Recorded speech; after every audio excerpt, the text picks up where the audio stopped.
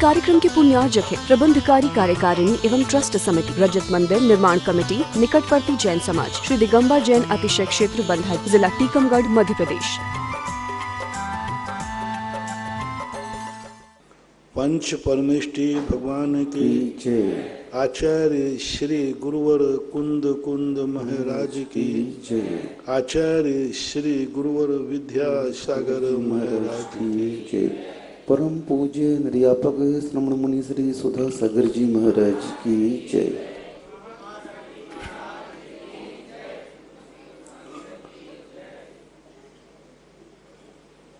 राजीव जैन, शिवरार्थी, अमर पाटन। गुरुवर नमोस्तु। महाराज जी, इनकी जिज्ञासा है कि तन, मन, धन, इन तीनों का उपयोग किस प्रकार करना चाहिए?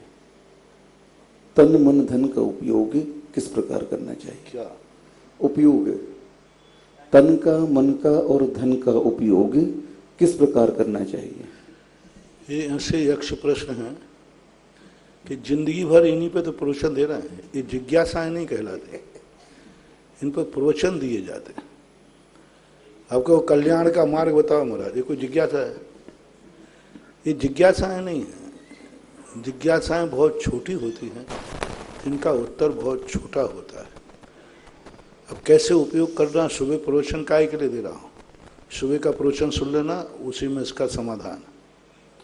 गौरव जैन, खांदू कॉलोनी, बांसवाड़ा। गुरुवर नमोस्तु। महाराज जी, इनकी जिज्ञासा है, जिस प्रकार प्रतिभा स्थली में जो बच्चे पढ़ते हैं उनके लिए सभी सब्जेक्ट चॉइस करने की सुविधा है, तो क्या इसी प्रकार सांगानेर में भी सुविधा उत्पन्न नहीं हो सकती क्या? सांगानेर में विषय ही इतना है कि चॉइस करने की जरूरत ही नहीं। जहाँ असीम होता है वहाँ चॉइस की रहती है।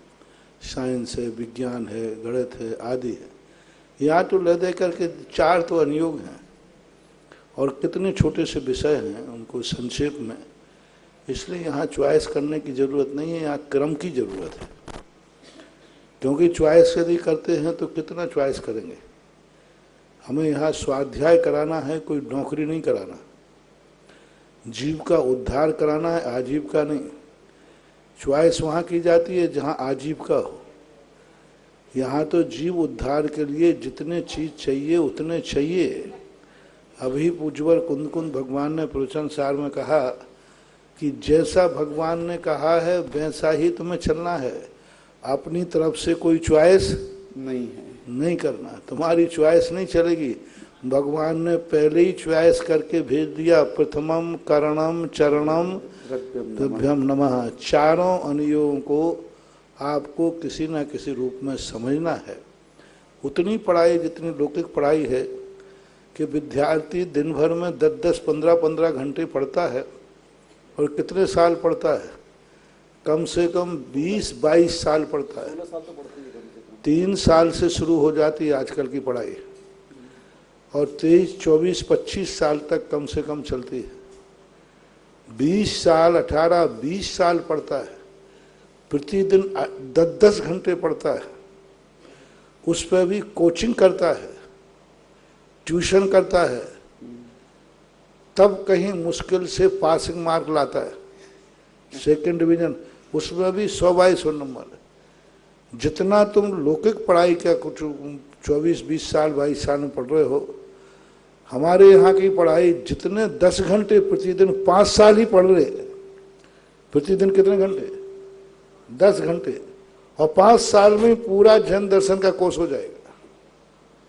हम कराते हैं ना, देखो 5 साल के अंदर, वो भी पूरा नहीं पढ़ाते, मात्र 4 घंटे पढ़ाते हैं संस्थान में। सारे विद्यार्थियों के मात्र 4 पीरियड होते हैं 45-45 मिनट के। और 5 साल के अंदर उसको इतना विद्वान बना देते हैं कि वो एक विद्वान बन करके और तुम्हारे खुले समाज में संवाद करने की योग्यता रखता है। 5 साल में, और वो भी 4 पीरियड पढ़ाए। 4 से 5वां पीरियड होता नहीं वहाँ। और लौकिक पढ़ाई भी पढ़ता है। वो 4-5 घंटे के अंदर इतना बड़ा विद्वान के 10 लाख क्षण पर प्रवचन कर रहा है। सारे भारत से लोगों की प्रशंसा आ रही। सारे भारत से लोगों की प्रशंसा आ रही कि महाराज जी क्या पंडित भेजा, क्या सब लोग दंग रह गए। और इतने प्रभावित होकर के लोग के संस्थान में ऐसे विद्वान तैयार किए जाते हैं, लोग संस्थानों को दिल खोल करके लाखों लाखों रुपया दान दे रहे, पंडित को नहीं, संस्थान को। हमारे यहाँ का पंडित कभी किसी श्रावक से 1 रुपया भी नहीं लेता।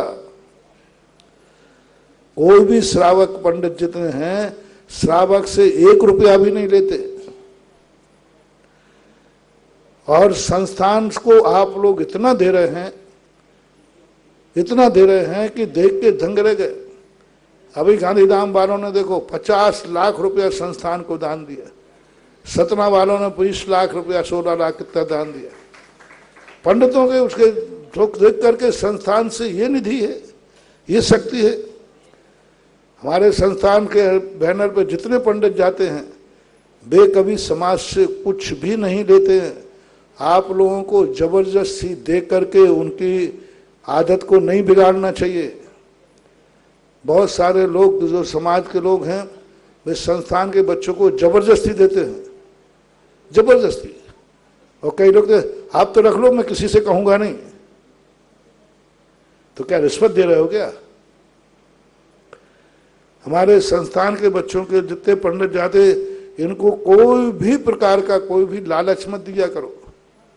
इनको कोई पैसा देने की जरूरत नहीं है। जो आपको देना है संस्थान को दीजिए। आप लोग जबरदस्ती करके उनको किसी प्रकार के प्रकार देने का प्रयास करते हो।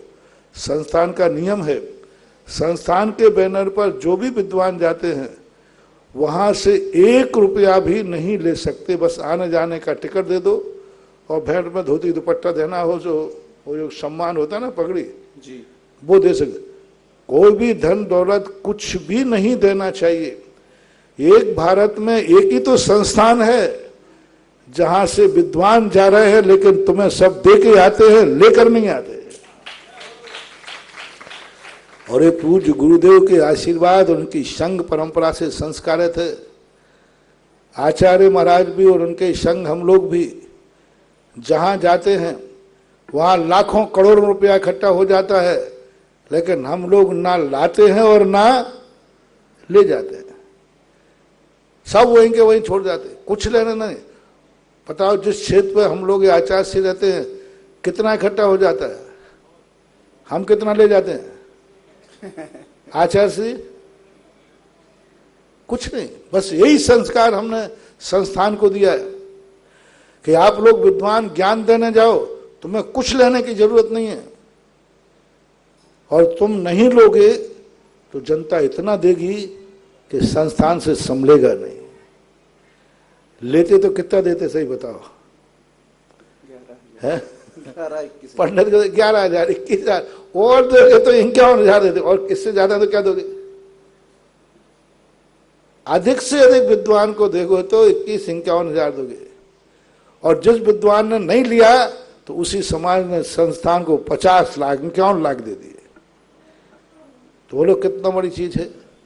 तो संस्थान 5 साल में पढ़ करके बच्चे इतने विद्वान बन रहे हैं कि सारा भारत आश्चर्यचकित है। जहां हमारे संस्थान के विद्वान गए हैं वहीं पर श्रमण संस्कृति का डंका बज रहा है। और हर स्थान से सूचना आ रही है, महाराज जी गजब, बहुत विद्वानों ने ऐसी प्रभावना की, ऐसा बढ़िया रहा, ऐसा अच्छा किया। सब तरफ से सभी विद्वान एक से एक बढ़ करके हैं। तो कहने का भाव यह है कि जब 4 घंटे 4 पीरियड पढ़कर 5 साल में व्यक्ति इतना विद्वान बन जाएगा और 10 घंटे प्रतिदिन 5 साल पढ़ेगा तो हमारे पूज्य गुरुदेव मालूम कितने साल पढ़े? लौकिक शिक्षा तो 9वीं कक्षा पास है और उनके गुरुजी ने मात्र 4 साल पढ़ाया है। 68, 69, 70, 71, 72 मालूम 5वें साल तो उनके गुरु हो ही गए थे।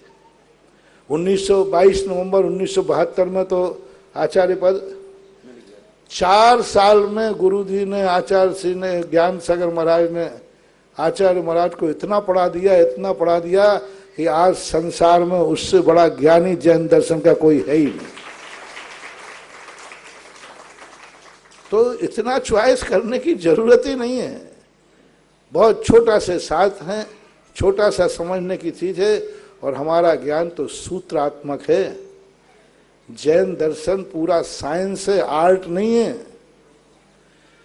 जैसे साइंस में मात्र सूत्र समझे जाते हैं, इसी प्रकार हमारे जैन दर्शन के कुछ सूत्र हैं, वो समझ ले में तो सारा ज्ञान अपने आप हो जाता है। महाराज जी, इस बच्चे की जिज्ञासा ये है कि वहाँ पर धर्म की पढ़ाई तो हमें कोई दिक्कत की बात नहीं है, लेकिन आगे जो हम लोग कंपटीशन आदि देना चाहते हैं, सिविल सर्विस में जाना चाहते हैं, तो उसके लिए आर्ट कॉमर्स साइंस आदि की जो पढ़ाई होती है, उस पढ़ाई को भी इनके भाव ही हम वहाँ वहाँ होना पर चाहिए। जो तुम साइंस पढ़ोगे ना तो फिर जैन दर्शन नहीं पढ़ोगे, क्योंकि वो पढ़ाइयाँ इतनी ज़्यादा है। डॉक्टरी पढ़ने वाला जैन दर्शन पढ़ ही नहीं सकता।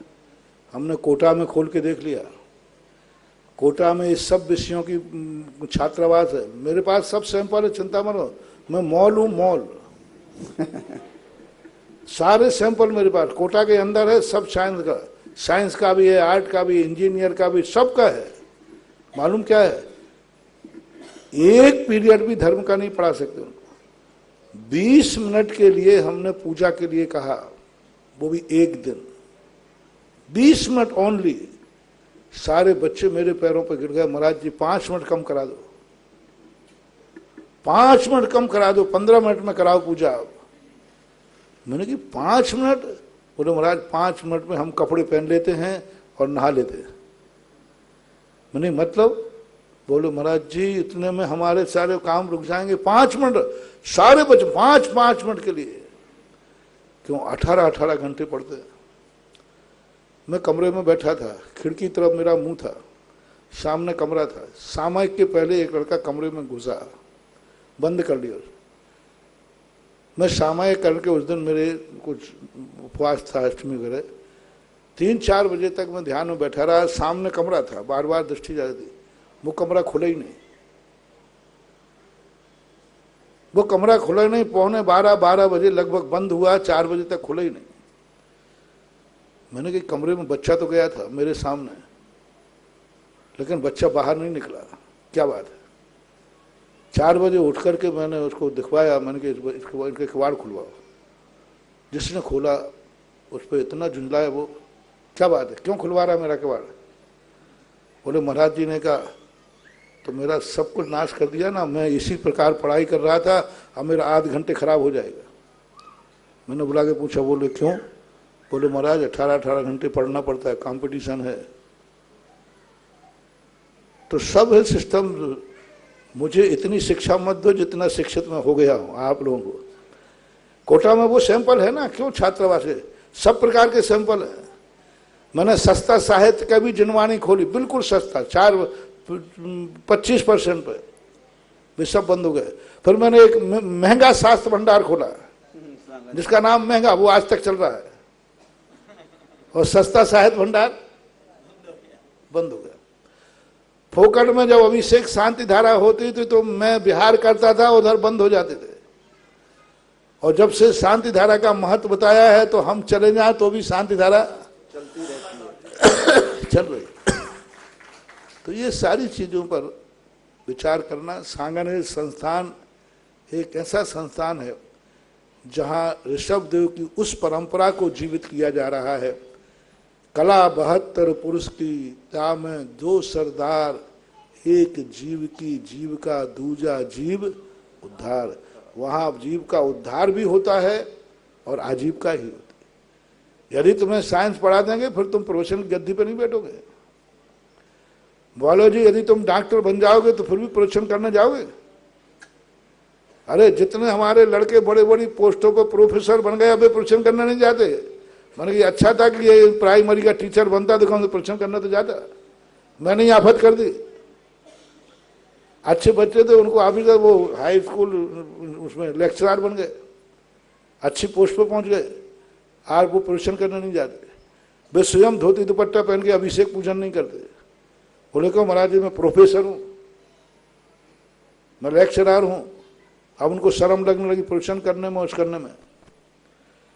तो ज्यादा ऊंचाइयों पर उड़ाने से, वो कहते हैं ना कि ज्यादा पढ़ाओ तो बेटा घर से जाए और नहीं पढ़े तो फिर घर से जाए, दोनों तरफ से जाता है, हल से जाए, ऐसा कुछ है। तो ये सब चीजें, संस्थान अपने आप में पूर्ण है, जिसमें दोनों, हमारे संस्थान का निकला हुआ छात्र कभी बेरोजगार नहीं घूमता।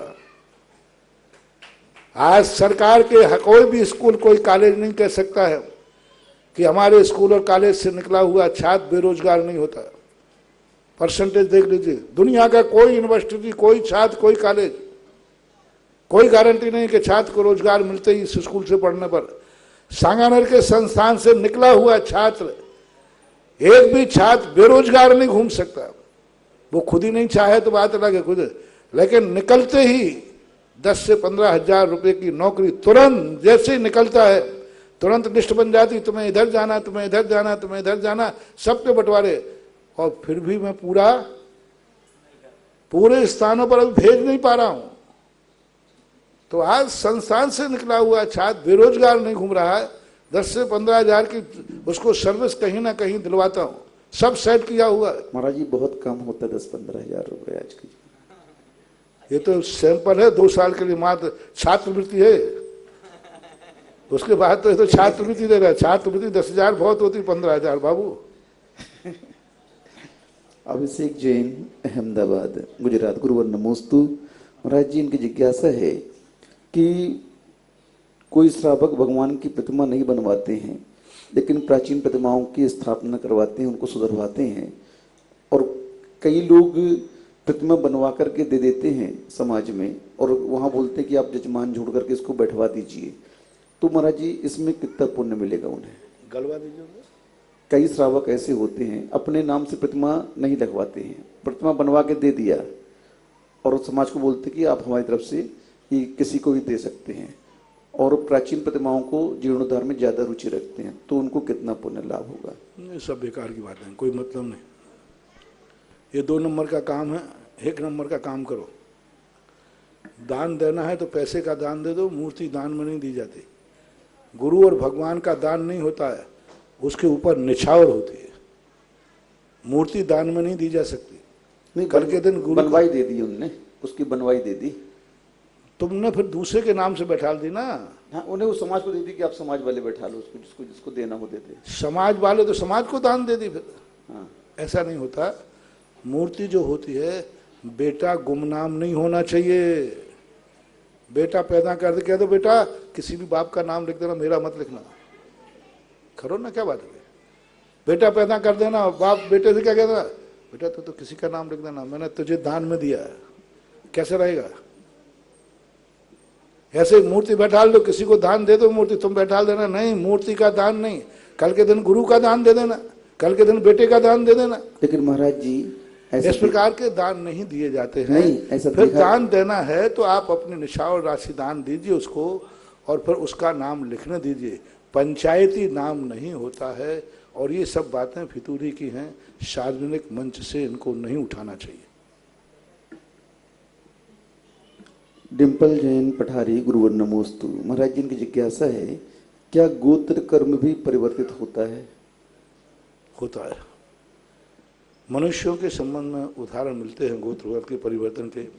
त्रियंशों के संबंध में भी पूज्यवर वीरसेन स्वामी महाराज ने लिखा है, लेकिन नियामक नहीं है। परिवर्तन हो भी और नहीं भी हो। कई लोग कहते हैं ये निश्चित है कि मुनि बनने के बाद नीच गोत्री मृक्ष खंडी, जब मुनि बनता है तो उच्च गोत्री हो ही जाता है। पूज्यवर जिनसेन स्वामी, धबलाजी वीरसेन स्वामी। लेकिन पंचम गुण स्थान को प्राप्त करने वाले त्रियंशो मनुष्य गोत्र परिवर्तन करें या न करें, ऐसा कोई नियम नहीं है, क्योंकि पंचम गुण स्थान तक नीच गोत्र के उदय का प्रसंग आता है। तो पंचम गुण स्थान में जब नीच गोत्र का उदय है तो त्रियंश तो सारे नीच गोत्री ही होते हैं, और उनमें नीच गोत्र का उदय पाया जाता है। अब रही बात मनुष्यों की, तो मनुष्यों में भी नीच गोत्र पंचम गुण स्थान में पाया जाता है, कोई बाधा नहीं, क्योंकि पंचम गुण स्थान में नीच गोत्री होना कोई बड़ी बात नहीं है। परिवर्तन भी हो सकता है, होवे ऐसा कोई नियम नहीं है। पीयूष जैन, महाराजपुर सागर, गुरुवर नमोस्तु। महाराज जी, इनकी जिज्ञासा है कि जो पुराना मंदिर था उसको डिसमेंटल करके नया मंदिर बना रहे हैं, तो उस मंदिर की जो वेदी है तो वहां पर दीपक जलाना जरूरी है कि ऐसे सामान्य से रख सकते हैं? प्रतिष्ठाचार्य के द्वारा इस प्रकार का निर्णय करना चाहिए तुरंत ही। किस परिस्थिति में भगवान को उठाया है, स्थायी उठाया है, अस्थायी उठाया है, क्या स्थिति है, इस सब पर विचार किया जाएगा। स्थायी उठाया है तो कहाँ तक दीपक जलाओगे, अस्थायी उठाया है और मान लीजिए 6 महीने हर साल भर के लिए उठाया है तो दीपक कहाँ से जलाओगे। ये तात्कालिक जिस समय मूर्ति को उठाया जाता है उस समय जो प्रतिष्ठाचार्य होते हैं उनसे परामर्श से ही कार्य करना चाहिए। अब ये बात अलग है कि आप खुद ऐसे कार्यों में एरा खैरा को ना बुला करके जो योग्य प्रतिष्ठाचार्य हों उनको ही बुलाना चाहिए ऐसे कार्यों। विनीता जैन, अशोकनगर। गुरुवर नमोस्तु। महाराज जी, इनकी जिज्ञासा है कि आर्यिकाओं का गुणस्थान पंचम होता है और समूह शरण में वे श्राविकाओं की कोठी में बैठते हैं और उन्हें उपचार से महाव्रती कहा गया है, तो ये उपचार से महाव्रती क्या कहलाता है? उपचार का कहलाता है कि जिनकी जितनी सीमा है उस सीमा को उन्होंने अंतिम छोर पा लिया। महाव्रत किसे कहते हैं? जिसके आगे कोई व्रत नहीं है उसको महाव्रत बोलते हैं। तो आर्यिका के आगे, उससे आगे कोई व्रत नहीं है आर्यिका के, इसलिए उसको महाव्रती कहते हैं। लेकिन सिद्धांत भाषा में उसकी जो कषाय है वह अप्रत्याख्यानावर्णी कषाय का उदय होने से, परिग्रह का सद्भाव होने से वह पंचम गुण स्थानवर्ती ही है, लेकिन अंतिम सीमा तक पहुंच रही है इसलिए वह महाव्रती भी है। ब्रह्मचारिणी गोल्डी जैन पे परिया। गुरुवर नमोस्तु। महाराज जी, इनकी जिज्ञासा है कि 10 लक्षण पूजा में आता है, शील सदा दृढ़ जो नर पाले सो औरन की आपत टाले। तो महाराज जी, वो दूसरों की आपत कैसे टालता है, इनका ये प्रश्न है। कौन? शील सदा बत जो नर पाले सो औरन की आपत टाले। 16 गणम पूजा में आता है ये। क्योंकि जो संयम अपने आप में लेगा वो दूसरों के लिए भी आफत नहीं बनेगा, क्योंकि असंयमी व्यक्ति ही दूसरों का नाश करता है। संयमी व्यक्ति से कभी दूसरे पर आफत आ ही नहीं सकती है। और संयमी व्यक्ति जब होता है तो वो खुद संयम पालन करता है और दूसरा व्यक्ति उसके संपर्क में आता है तो वो भी संयम को प्राप्त करता है। तो इस प्रकार से। वसंती जैन साहब भीलवाड़ा। गुरुवर नमोस्तु। महाराज जी, इनकी जिज्ञासा है, द्वादशांग जिनवाणी का अंग है, फिर 11 अंग और 14 पूर्व अलग से क्यों रखे गए हैं? 12 द्वादशांग कह दिया है। ये कथन करने की एक पद्धति है, पूर्वों को हाईलाइट करना था। वैसे द्वादशांग ही आता है। जैसे हम सुत भक्ति जब पढ़ते हैं, लघु सुक्त भक्ति, उसमें पूर्वों का नाम नहीं आया। कोटि शतम द्वादश छेव कोटो, है ना, उसमें द्वादशांग का ही नाम है, सब आ गया। लेकिन अब पूर्वों को हाईलाइट करना है क्योंकि पूर्व एक असाधारण विषय वाले हैं। पूर्वों के अंदर जो ज्ञान है वो बड़ा रहस्यमयी ज्ञान है, इसलिए उन ज्ञानों को विशेष करने के लिए 11 अंग 14 पूर्व कह दिए जाते हैं। राजेंद्र जैन मेरठ। गुरुवर नमोस्तु। महाराज जी, इनकी जिज्ञासा है कि देवों को तो अवधि ज्ञान हुआ करता है, फिर वो अपने अवधि ज्ञान से क्यों नहीं जान जानते, दूसरों की परीक्षा लेने क्यों आते हैं? अवधि ज्ञान से जाने हुए विषय से संतुष्टि नहीं होती। आंखों से जो संतुष्ट, देवता भी अवधि ज्ञान से कोई सुख नहीं भोगते, वो अपनी इंद्रियों से ही भोगते। जहां रूप को देख करके प्रविचार है वहां अवधि ज्ञान को देख करके प्रविचार नहीं है। वो अपनी देवांगनाओं को अवधि ज्ञान से देख करके भी तो अपनी तृप्ति कर सकते, लेकिन अवधि ज्ञान से उनको प्रविचार की संतुष्टि नहीं होती, नेत्रों से होती है। तो इंद्रिय ज्ञान होता है, इंद्रिय सुख है, अवधि ज्ञान का सुख नहीं है। मन पर्याय ज्ञान का सुख नहीं है, इंद्रिय ज्ञान सुख है। और अवधि ज्ञान, मन पर्याय ज्ञान ना तो इंद्रिय ज्ञान है और ना अतीन्द्रिय ज्ञान है। अवधि ज्ञान और मन पर्याय ये दोनों ज्ञान जो है सुख के कारण नहीं, ज्ञान तो कराते हैं, लेकिन इंद्रिय मति ज्ञान जो होता है, शुद्ध ज्ञान जो होता है, यह सुख का कारण होता है। अवधि ज्ञान से वो जान लेते हैं, लेकिन जब अपनी आंखों से देखते हैं उसकी एक अनुभूति अलग होती है। महाराज जी, ये पूछ रहे हैं कि अगर मंदिर जी में हमने शुद्ध वस्त्र पहन के पूजन की स्थापना कर ली हो और एक पुजारी का वहाँ स्वास्थ्य खराब हो जाए तो फिर अन्य पुजारी को स्थापना छोड़ करके जाना चाहिए या पूजन करनी चाहिए? आपकी जितनी हिम्मत हो। यदि रत्नाकर कभी बनने की हिम्मत हो तो करते रहो पूजा, और डाउट हो कि क्या पता पूजा करते रहे तो बेटा और चला जाएगा, ये व्यक्ति मर जाएगा तो छोड़ दो, और क्या करते। ये सब तात्कालिक प्रसंग पर है, अपनी दृढ़ता पर है, ये मानना चाहिए। इधर तुम पूजा कर रहे हो नहीं छोड़ी और मन में आरोप ध्यान होगा तो मर के मेंढक बनोगे बेटा, ध्यान रखना। हाँ, वो वहाँ देखो उस सेठ ने, वहाँ ये था कि अपनी सामायिक में लीन रहो, डलने दो तेल, प्यास लगने दो, लेकिन वहाँ तो आरोप ध्यान हो गया। आरोप ध्यान में यदि वो सामायिक छोड़ देता तो दोष ही लगता, लेकिन आरोप ध्यान करता रहा और सामायिक नहीं छोड़ी तो मेंढक बनना पड़ा। और यदि वो छोड़ देता सामायिक बीच में, अपने नियम को तोड़ देता तो मेंढक नहीं बनता, प्रायश्चित तो मिलता। तो हमारा जैन दर्शन ये कहता है नियम को तोड़ना है या नहीं तोड़ना सवाल इसका नहीं है, सवाल है कि आपका आरोप ध्यान किसमें हो रहा है। नहीं तोड़ने पर आप आरोप ध्यान कहाँ की पूजा का नियम ले लिया, कहाँ के नियम बना दिए गए, महाराज ने भी नियम दे दिया, तोड़ूं तो सामायिक जाए, क्या करूं, अब ऐसा क्लेश हो गया तो भाई तू उठ जा भाई का। और ऐसा भाव आ जाए कि अवभाग्य है मेरे, देखो आज मेरी दृढ़ता है, परीक्षा है, आज हे प्रभु मैं अपना अवभाग्य मान करके, यदि वो मर गया तो कोई बात नहीं, मैं मर गया तो मर गया, मेरे भाग्य है। उस मातंग जैसे दैत्य कह रहा है कौए के मांस खा ले ठीक हो जाएगा, वो अवभाग्य के साथ मेरे भाग्य है कि मरना तो सबको है, लेकिन आज हम व्रत की रक्षा करते हुए मर रहे हैं। अब उस मातंग का, भील का आरोप ध्यान हुआ कि धर्म ध्यान हुआ? और आरोप ध्यान होता तो कहाँ का रह लिया हमने नियम, वो महाराज हमारे पूर्वों के बैरी बन के आए थे, बैरी, और हमारे नियम दे रहे, मैं मर रहा हूं क्या, तो फिर मजा नहीं रहा। व्रत का अर्थ है अवभाग्य। धर्म की कोई भी क्रिया है, धर्म कोई भी क्रिया, छोटे बड़े कुछ भी नहीं है, उसको करने के बाद फीलिंग क्या हो रही है। यदि अवभाग्य जाग रहा है, अवभाग्य जा रहा है तो व्रत है, और व्रत पालन करते समय दुर्भाग्य जाग रहा है तो उसे व्रत छोड़ देना ही श्रेष्ठ है। लेकिन महाराज जी, सेठ जी अगर हो सकता है व्रत का पालन नियम तोड़ देते और आगे अपने कार्य करते रहते तो उनका परिणाम बिगड़ने से वो नरक भी जा सकते थे, और यहाँ उनको व्रत छोड़ने से भले मेढक बने थोड़ी देर के लिए, कोई नहीं, व्रत छोड़ने के बाद नरक क्यों जाते? नहीं, वहां पर अगर वो व्रत तोड़ देते और परिणाम आगे उनको और बिगड़ता जाता तो हो सकता है उनकी पर्याय बिगड़ जाती है। छोड़ने के बाद वो पुनः शाम की सामायिक फिर कर सकते थे, प्रतिक्रमण भी है, प्रायश्चित भी है।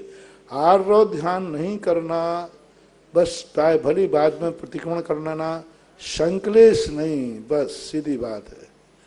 व्रत और धर्म करने में संकलेश हो रहा है तो वह व्रत भी घातक है। हमारे यहाँ व्रत को भी घातक कहा है, जो संकलेश का कारण बन जाए। यदि मंदिर पूजा पाठ करने आए और यहाँ संकलेश का कारण बन जाए तो ये मंदिर तो दुर्गति के कारण बन जाएंगे। सबसे बड़ा है संकलेश, आर्त रौद्र ध्यान नहीं होना चाहिए, व्रत छोटा हो अथवा बड़ा हो। एक व्रत तो तोड़ना पड़े, व्रत तोड़ना पड़े या पालना पड़े, हमें उसमें हानि लाभ। हमारे यहाँ ऐसे लोग भी हुए हैं जो छोटे से नियम लेकर के भी मर गए, नहीं तोड़े।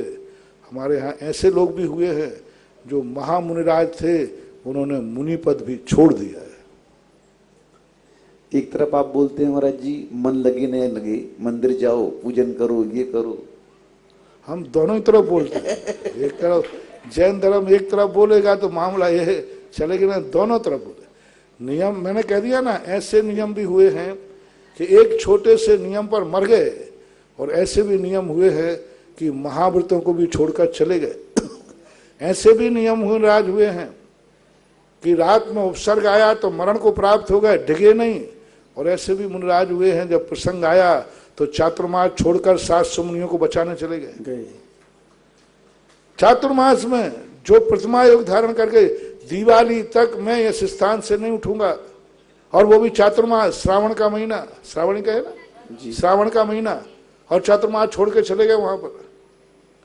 और ऐसे मुनिराज हुए हैं कि जो ध्यान में बैठे तो रात में गले में सांप डाल दिया, डिगे नहीं, घानी में पेल दिया, डिगे नहीं।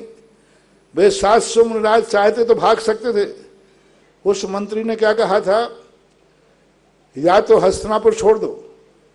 मंत्री ने एकदम बंदी नहीं बनाया, उन्होंने पहले कहा इस हस्तिनापुर की सीमा से बाहर निकल जाओ, और या फिर जितनी सीमा में दे रहा हूं उससे बाहर मत निकलना। तो 700 मुनि लोग बिहार क्यों नहीं कर गए?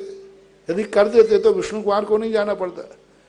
यदि 700 मुनि महाराज करते तो कायरता थी, और विष्णु कुमार ने किया तो वात्सल्य अंग प्रकट हो गया। ये है जैन दर्शन। जैन दर्शन की तलहटी में पहुंचना कोई हंसी मजाक नहीं है। महेंद्र जैन, पत्रकार, इंदौर। गुरुवर नमोस्तु। महाराज जी ये कह रहे हैं कि बाहरी खूबसूरती को तो लोग बहुत जल्दी देख लेते हैं और प्रभावित हो जाते हैं, लेकिन आंतरिक खूबसूरती को लोग देखते भी नहीं, पहचानते भी नहीं हैं। तो आंतरिक सुंदरता को देखने का क्या नजरिया होना चाहिए? आंतरिक सुंदरता दिखती नहीं है ना। आंतरिक सुंदरता स्वयं को दिखती है, बाहरिक सुंदरता से दूसरा आकर्षित होता है। आंतरिक सुंदरता से कौन आकर्षित होता है? वो अपने स्वयं की संतुष्टि है। लेकिन बाहरिक सुंदरता दूसरों को भी संतुष्ट करती है, दूसरा व्यक्ति भी उसको देख करके उसको भी कुछ सुख मिलता है। इसलिए लोग बाहरिक सुंदरता पर ध्यान करते हैं। बाहरिक सुंदरता सुपरोपकारी है, स्वयं को भी अच्छी लगती है, दूसरे को भी अच्छी लगती है, सांसारिक दृष्टि से।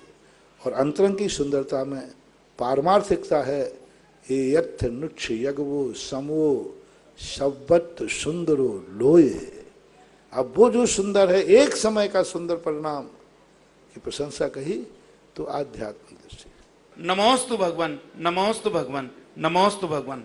प्रथम जिज्ञासा के लिए आमंत्रित हैं शीलचंद जी जैन, महाप्रबंधक यूनियन बैंक भोपाल, और तैयार रहेंगे ब्रह्मचारिणी विमलेश देवी। परम पूज्य मुनि पुंगव सुधासागर जी महाराज के चरणों में बार बार वंदन वंदन नमोस्तु महाराज जी। महाराज जी, मेरा प्रश्न लौकिक व्यवहार से है। आज के समय में बच्चों की इतनी शिक्षा दीक्षा देने में माँ बाप अपना लगभग पूरा जीवन कर देते हैं। बच्चे बहुत समझदार हो जाते हैं, पढ़ जाते हैं, उच्च पदस्थ हो जाते हैं, विदेशों में चले जाते हैं, और माँ बाप बिल्कुल अकेले रह जाते हैं वृद्धावस्था के समय। प्रश्न एक मैं करना चाहता हूँ, उस वृद्धावस्था के समय अगर वो रिटायर्ड हैं तो ना तो उनके पास बिजनेस है और ना ही कोई दूसरा एंगेजमेंट है। वो एंगेजमेंट ऐसा ढूंढना चाहते हैं कि किसी तीर्थ पर अगर वृद्धाश्रम हो तो क्यों ना अपना अंतिम समय बहुत अच्छी तरह से किसी तीर्थ पर बिताया जाए। और कभी कभी ऐसी स्थितियां भी आ जाती हैं कि उनको मजबूरी बस, न बच्चे नौकरी छोड़ सकते हैं, न माँ बाप उनके साथ रह सकते हैं, तो मजबूरी बस वो दूसरी समाज के वृद्धावस्थाओं में चले जाते हैं, और अंतिम समय भी उनका जो भाव सुधारने के भाव हैं वो भाव भी बिगड़ जाते हैं। नमस्ते। बच्चे लोग जो आपने जन्म दिया है बच्चों को, जी आप खुद अपनी जिंदगी से संतुष्ट नहीं हैं, तभी बच्चों को वह पढ़ाई पढ़ाते हैं जो तुमने नहीं पढ़ी, वही रास्ता बताते हैं जिस पर तुम नहीं चले, वही व्यापार कराते जो तुमने नहीं किया। हर व्यक्ति, हमारे ऋषभ देव ने एक बहुत अच्छी बात कही थी, जो पिता अपनी जिंदगी से संतुष्ट होता है बेटे को वही जिंदगी देता है, वही जिंदगी देता है, क्योंकि उसने पाया है, वह अपनी जिंदगी में संतुष्ट है। तो बेटे से कहा, बेटा मैंने जो जिंदगी जी है वही तुझे जीना है, क्योंकि मैंने अनुभव कर लिया, मैं तेरा पिता हूं और अनुभव है, मैंने संतुष्ट। यही दिन है हमारे मोक्ष मार्ग में, गुरु अपने शिष्य को वही के संस्कार देता है जो संस्कार उनके पास होते हैं। वो गुरु कहते हैं मैं संतुष्ट हूं, मैंने अनुभव कर लिया, तुम यही करो।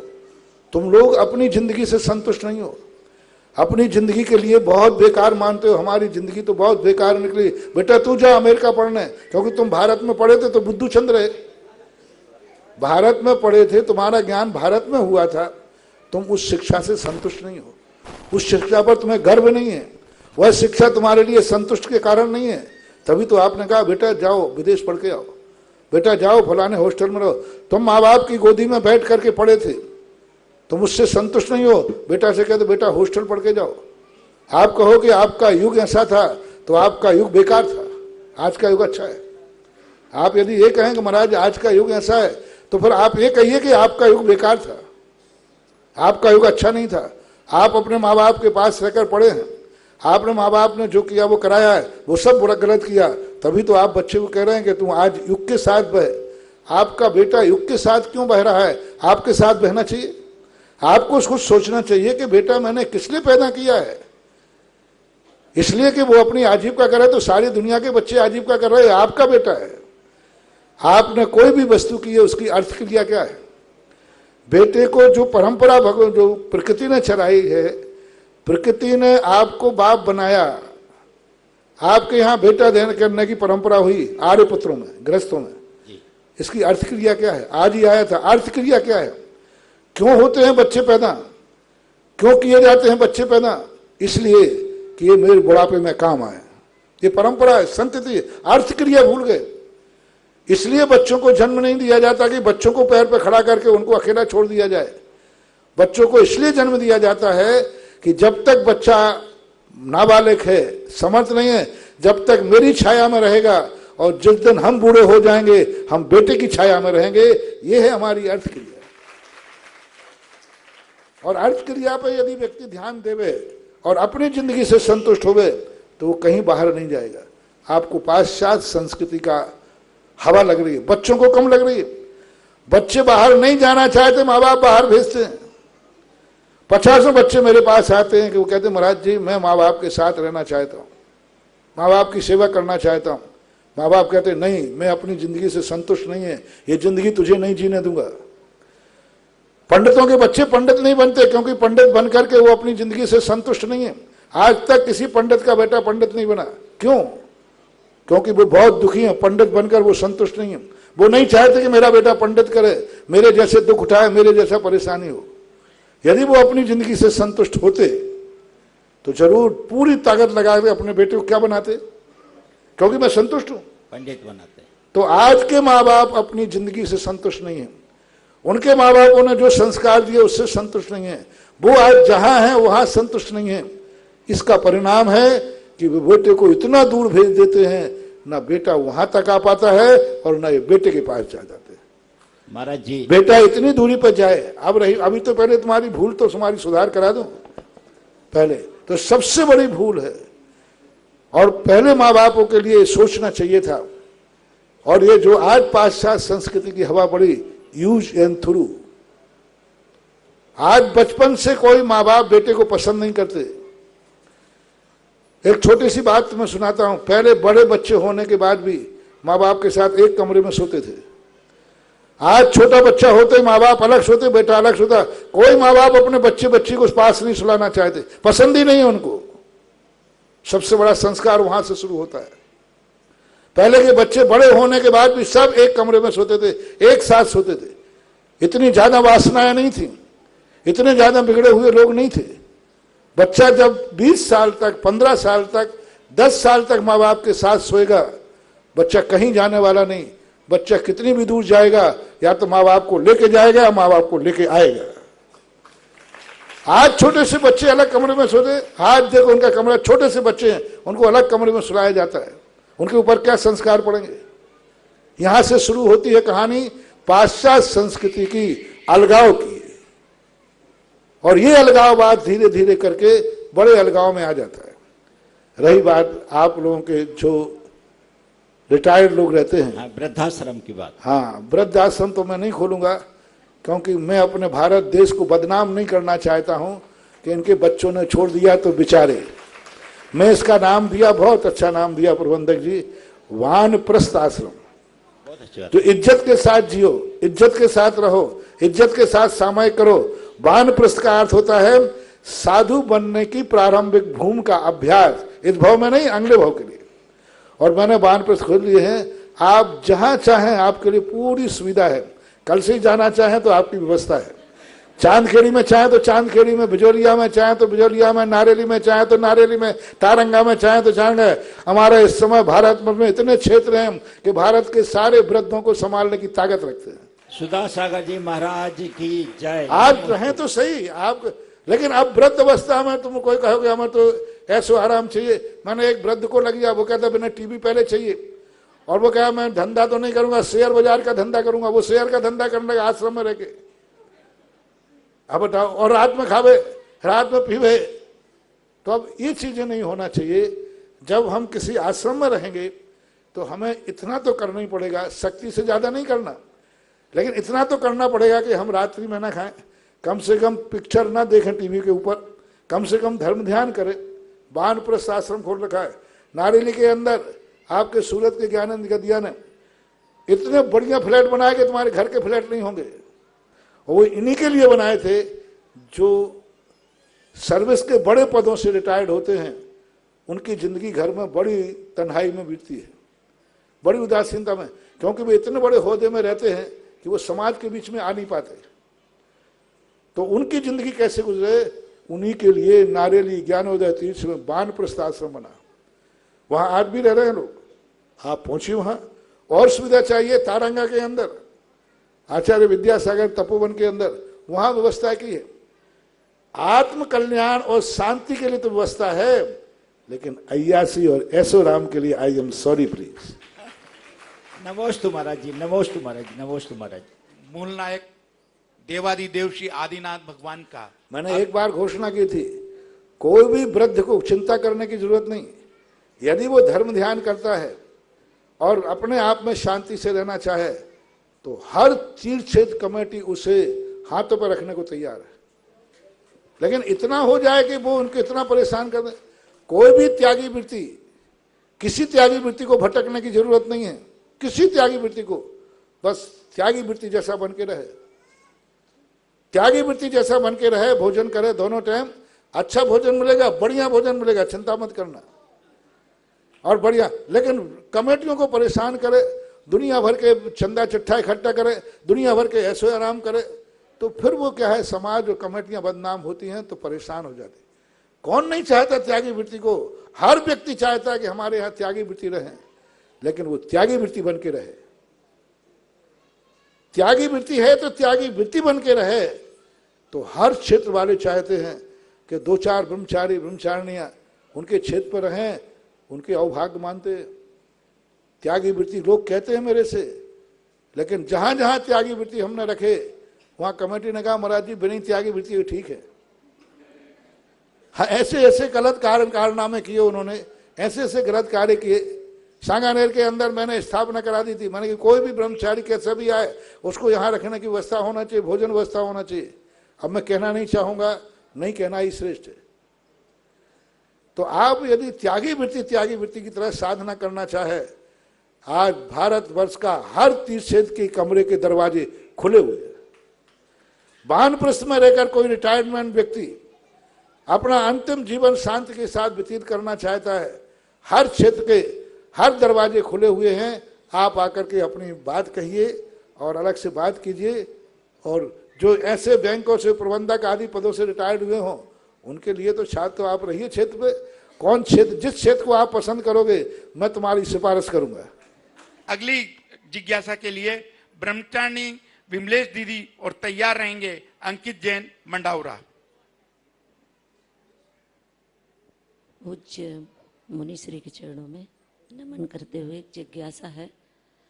अभी प्रवचन सार का वाचन चल रहा है दोपहर में, उसमें द्रव्य मूर्ता, गुण मूर्ता और पर्याय मूर्ता, ये तीन मूर्ताओं के बारे में चर्चा चल रही थी।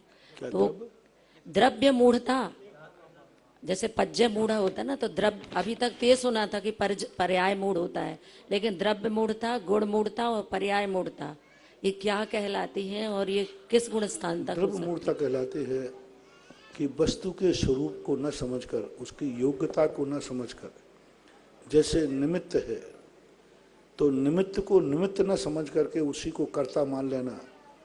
अपना द्रव्य दूसरों के लिए निमित्त है लेकिन कर्ता धर्ता मान लेना।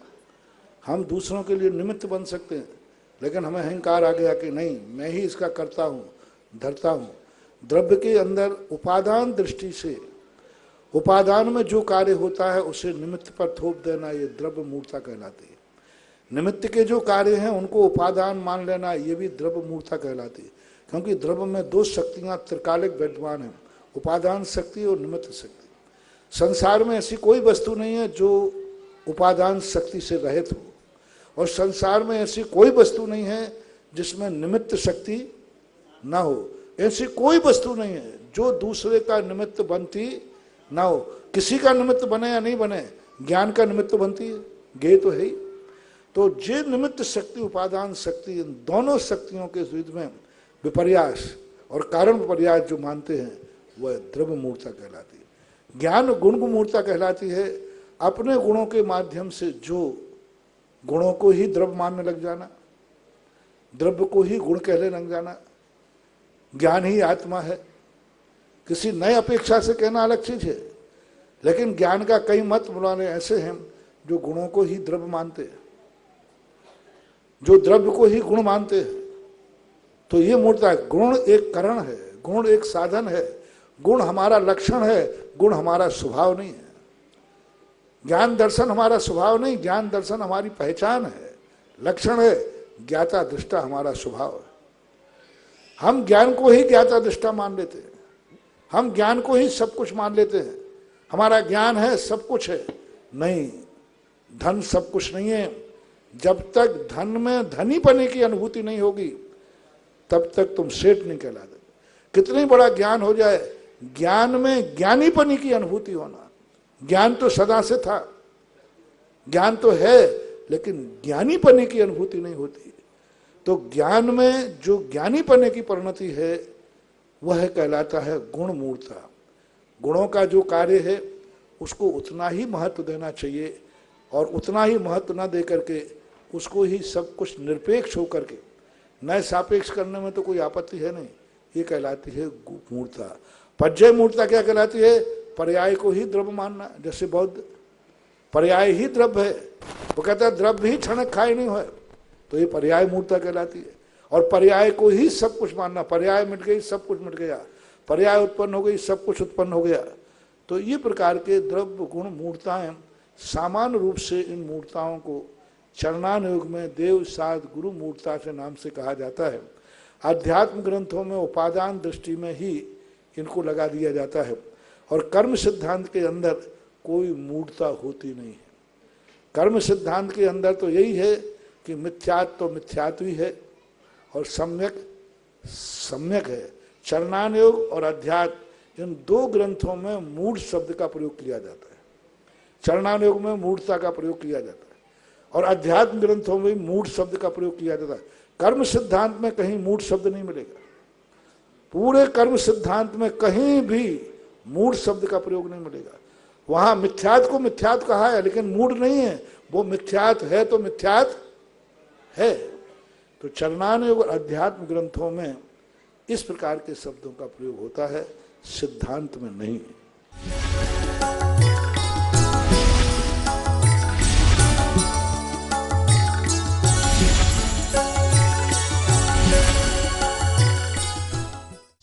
इस कार्यक्रम के पुण्यार्जक है प्रबंधकारी कार्यकारिणी एवं ट्रस्ट समिति, रजत मंदिर निर्माण कमेटी, निकटवर्ती जैन समाज, श्री दिगंबर जैन अतिशय क्षेत्र बंधर, जिला टीकमगढ़, मध्य प्रदेश।